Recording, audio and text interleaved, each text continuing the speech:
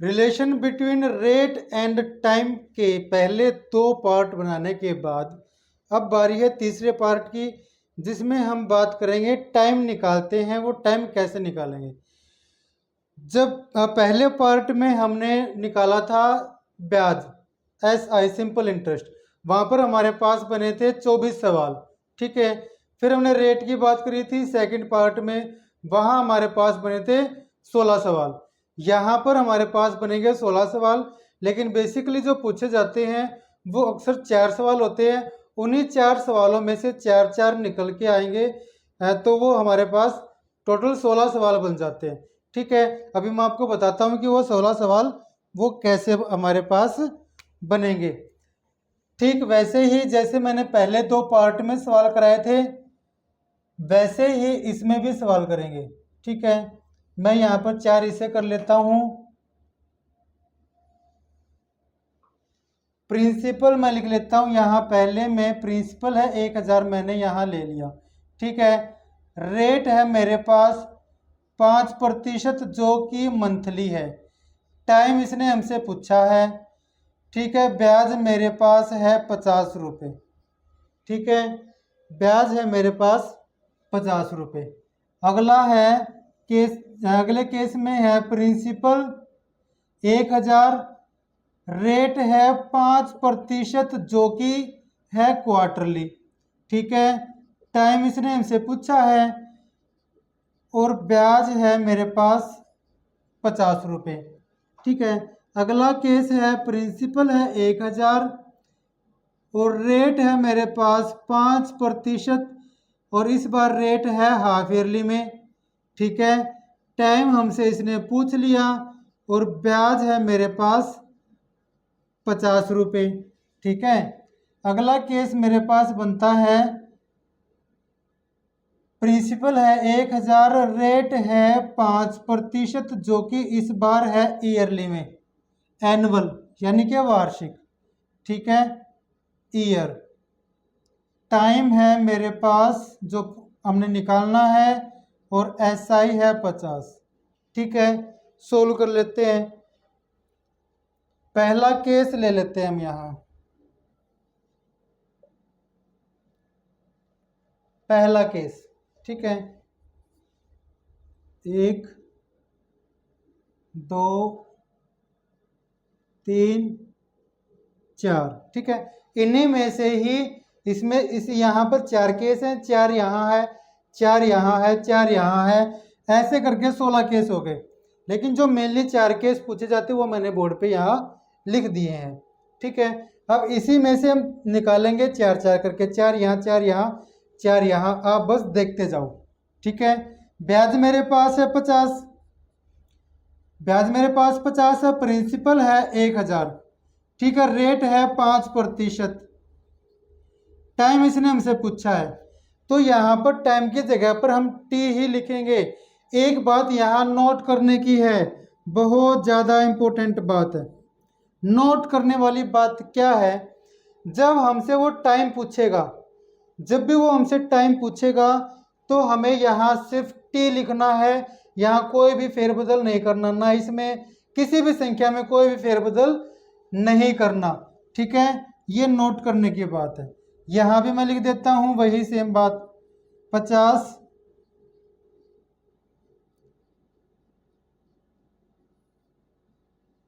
ठीक है। और यहाँ भी वही सेम बात लिख देता हूँ मैं, 50 ब्याज है, प्रिंसिपल है 1000 गुना टाइम, रेट है 5% की दर से और टाइम मेरे पास T है, ठीक है।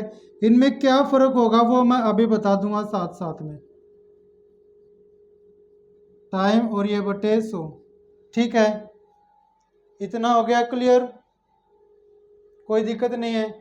अब देखो, अब जो यहाँ टाइम निकलेगा ना, अब मैं इसको सोल्व करता हूँ, ठीक है। सोल्व करेंगे तो ये 2 जीरो से 2 जीरो कटी, 1 जीरो से ये जीरो कटी, 5 से ये कट गया, तो मेरे पास ये 1 आ गया टाइम, ठीक है।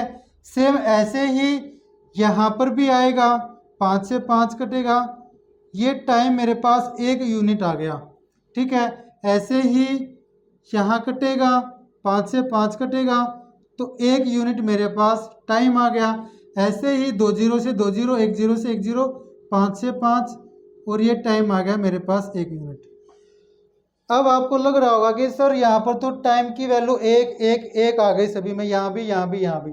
जो मैंने थोड़ी देर पहले कहा था कि एक बात नोट करने की है, वो क्या है, जो हमारे ये टाइम आया है ना, टाइम, ठीक है, ये 1 यूनिट है, लेकिन हमें ये नहीं पता कि ये ईयर में है, मंथ में है, हाफ ईयरली है या क्वार्टरली है, ठीक है। वो हमें कैसे पता लगेगा?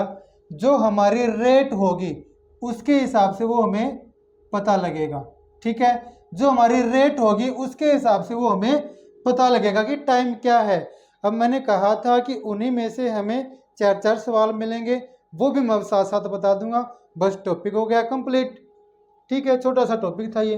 देखो यहाँ पर टाइम मेरे पास कितना है, रेट मंथ में है ना, अगर रेट मंथ में है तो टाइम मेरे पास आया है ये 1 मंथ का, ठीक है।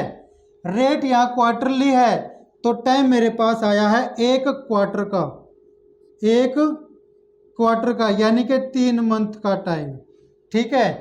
रेट यहाँ पर हाफ ईयरली है तो ये मेरे पास टाइम आया है 1 हाफ ईयरली का टाइम, मतलब कि 6 मंथ का, ठीक है। यहाँ पर रेट ईयरली है तो ये जो 1 आया है, ये 1 आया है मेरे पास 1 साल का टाइम, 1 ईयर मतलब कि 12 मंथ का, ठीक है। ये तो हमारे हो गए एक एक आंसर, एक आंसर ये, एक ये, एक ये, एक ये, ठीक है। अब अगर हमें इसी टाइम को क्वार्टर में बदलना हो, ठीक है, इसी टाइम को क्वार्टर में बदलना हो तो एक क्वार्टर में 3 मंथ होते हैं, तो एक मंथ में कितने क्वार्टर हो जाएंगे, 1/3 क्वार्टर। ये टाइम आ गया क्वार्टर में। अब इसी टाइम को अगर मैं बदलना चाहूँ हाफ ईयरली में तो 1/6 मेरे पास हाफ ईयरली आ जाएंगी। यही टाइम मुझे साल में बदलना हो तो 1/12 मेरे पास ईयर आ जाएंगे, ठीक है। हो गए ना 4 आंसर यहीं से ही, ठीक है। एग्जामिनर कभी भी ये नहीं पूछता टाइम निकालते वक्त कि भाई टाइम बताओ, ईयर में बताओ, मंथ में बताओ, बस वो हमसे टाइम पूछ लेता है। जैसे यहाँ टाइम पूछ लिया, जैसे यहाँ टाइम पूछ लिया, यहाँ टाइम पूछ लिया, आंसर तो हमारा आया 1 1 1 1, लेकिन ये 1 है क्या, ठीक है। मान लेते कि सवाल ये है, पेपर में सवाल ये आया है, आंसर हमारा 1 आएगा हर बार, ठीक है।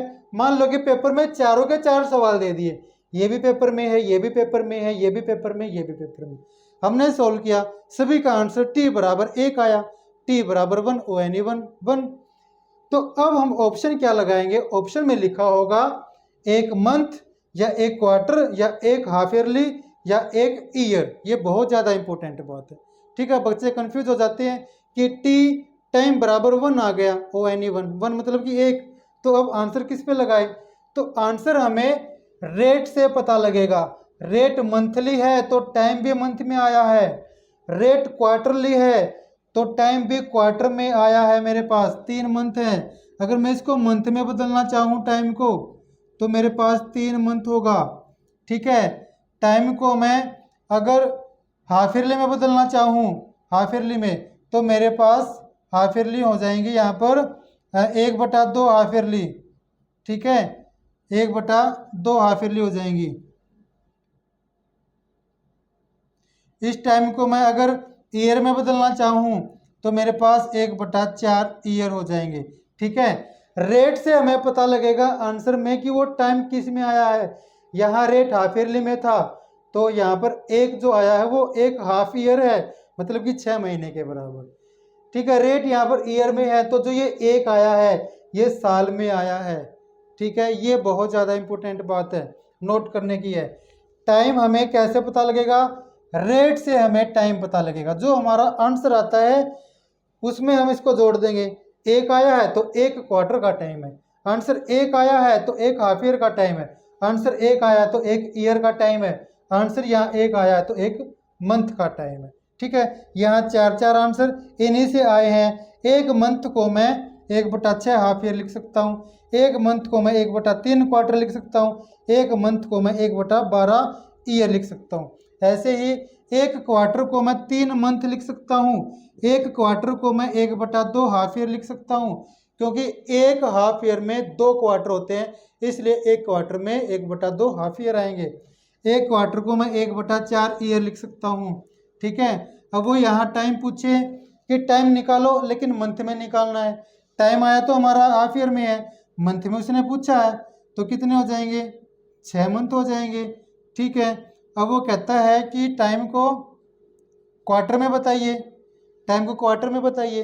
टाइम हमने निकाला तो हमारा टाइम निकला हाफ ईयर में, उसने क्वार्टर में पूछा है तो हम बता देंगे भाई 2 क्वार्टर है। ठीक है, वो कहता है कि टाइम को ईयर में बताइए।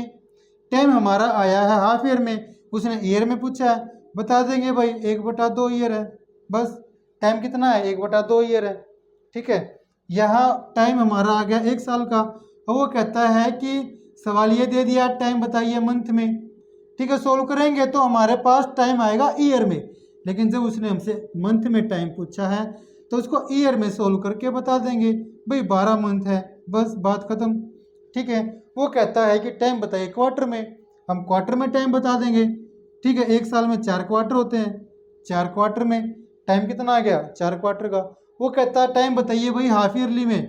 ठीक है, सोल्व करने के बाद टाइम तो हमारे पास आएगा ईयर में, कोई बात नहीं। उसने हाफ ईयर में हमसे पूछा है, हाफ ईयर में बता देंगे, 2 हाफ ईयर बनेंगे। ठीक है, ये हमारा आंसर आ गया। ठीक है, तो जैसे मैंने पहला और दूसरा पार्ट कराया था, उसमें मैंने यहाँ पर अलग अलग से सवाल लिखे थे।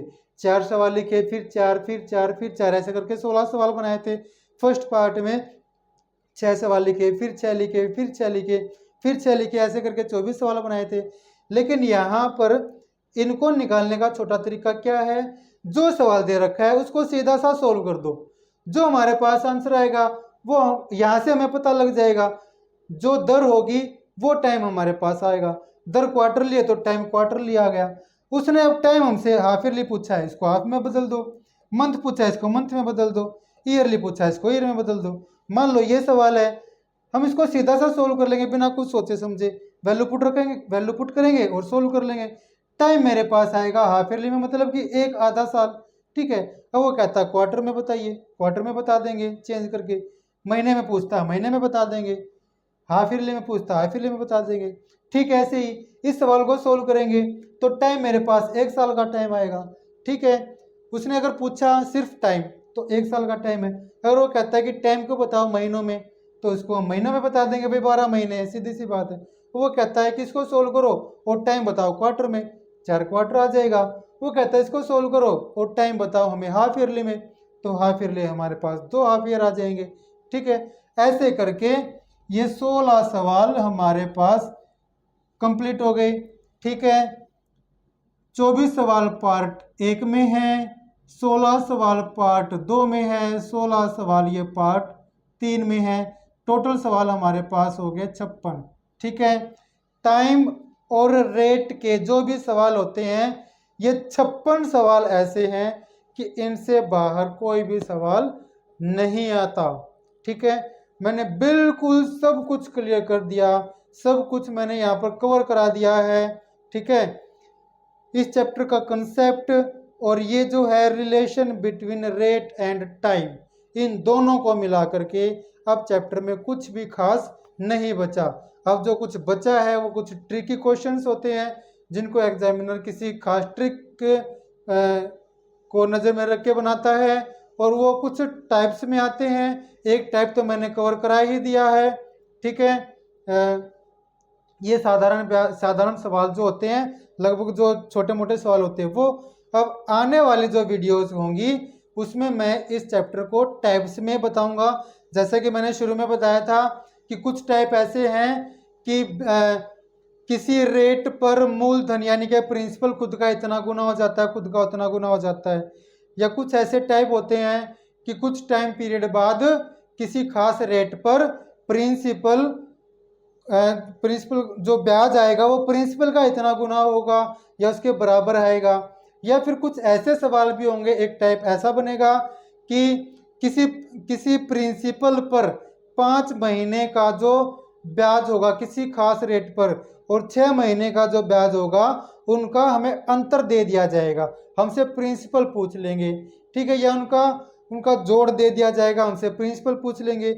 या ये कह दिया जाएगा कि प्रिंसिपल के ऊपर 5 महीने का जो ब्याज है वो 6 महीने के ब्याज से इतना कम है। तो हमें बताइए प्रिंसिपल क्या है। कुछ ऐसे सवाल होंगे, ठीक है। जितने भी टाइप इसमें बनेंगे मैं लगभग सभी को कवर कराऊंगा। फिर ये हमारा चैप्टर कंप्लीट हो जाएगा, फिर नया चैप्टर शुरू करेंगे। ठीक ऐसे ही मैंने 3 चैप्टर कंप्लीट करा दिए हैं, परसेंटेज, प्रॉफिट एंड लॉस और डिस्काउंट। टाइप वाइज और ट्रिक वाइज उनमें भी मैंने कुछ भी ऐसा नहीं छोड़ा जो बच गया हो। अगर आपको नज़र आ जाए कि सर ये टाइप या ये ट्रिक आपने नहीं कराई तो आप मुझे कमेंट में बता देना, मैं उनकी भी एक क्लास बना दूंगा। ठीक है, मेरा उद्देश्य है कि सभी चैप्टर्स को टाइप वाइज और ट्रिक वाइज लेके चलना, ताकि इस तरीके से बच्चों को सिखाया जा सके कि एग्जाम में उसका टाइम वेस्ट ना हो।